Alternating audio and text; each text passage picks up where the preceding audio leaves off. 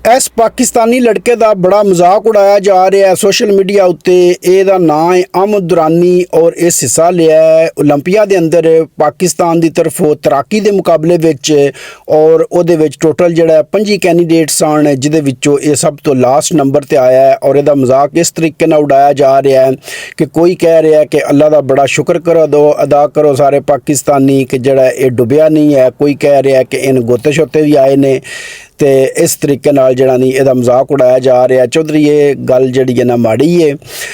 वेखो तुसी दुनिया उत्ते इतने मुल्क हैं जिन्हां विचों कई मुल्कां दे बंदे ਜਿਹੜਾ उन्हां उत्थे आके हिस्सा ही कोई नहीं लिया है। इस हकीकत ਵਿੱਚ ਜਿਹੜਾ पाकिस्तान ਦਾ ਨਾਂ रोशन ਕੀਤਾ है और कोई गुल्ली डंडा ये है नहीं या बांदर किला गेम है नहीं ਜਿਹਦੇ ਵਿੱਚ मतलब कि ਅਸੀਂ ਬਿਹਤਰ ਹੋਈਏ। स्विमिंग ਵਿੱਚ पूरी दुनिया ਵਿੱਚ ਇੱਦਾਂ ਹੀ ਜ਼ਿਆਦਾਤਰ ਜਿਹੜਾ नहीं स्विमिंग ਬੰਦੇ ਕਰਦੇ हैं ਤੇ ਇਹਦੀ ਬੜੀ ਹਿੰਮਤ है। चौधरी ये मैदान ਵਿੱਚ ਉਤਰਿਆ है कि इस तो ਵੱਡੀ ਕੋਈ नहीं गल ਹੁੰਦੀ है कि लंगोटा पा के बंदा मैदान में निकल जाए। इमरान हाँ वेखो तुसी अजकल जेडे सारी पाकिस्तान वाले उन्हें बड़ा पसंद करते हैं।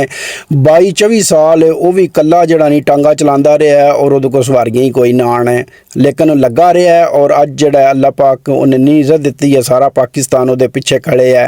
तो कोशिश जी है वो ही ज़्यादा जरूरी होंगी है। हिम्मत वाला काम ये होंगे कि मैदान में तो उतरना और मैदान छड्ड के नसना ना।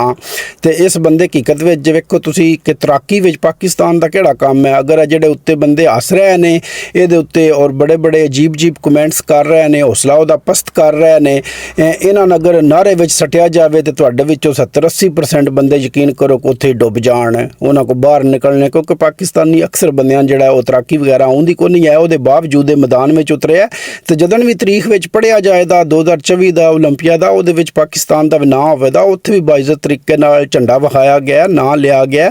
ਤੇ ਚੌਧਰੀ ਦਾਤ ਦੇਣੀ ਚਾਹੀਦੀ ਹੈ ਜਿਹੜਾ ਬੰਦਾ हौसला करे हिम्मत जी है जोड़ा हिम्मत कर रहा हो ना उन्हें दाद देनी चाहिए उत्ते क्रिटिसाइज़ नहीं करना चाहिए है। तो मैं समझना कि इस लड़के बड़ा अच्छा काम किया कोशिश की है अल्लाह करेगा अगों मजीद कोशिश करेगा तो कामयाब भी हो जाएगा। बहरहाल माड़ी गल है चौधरी।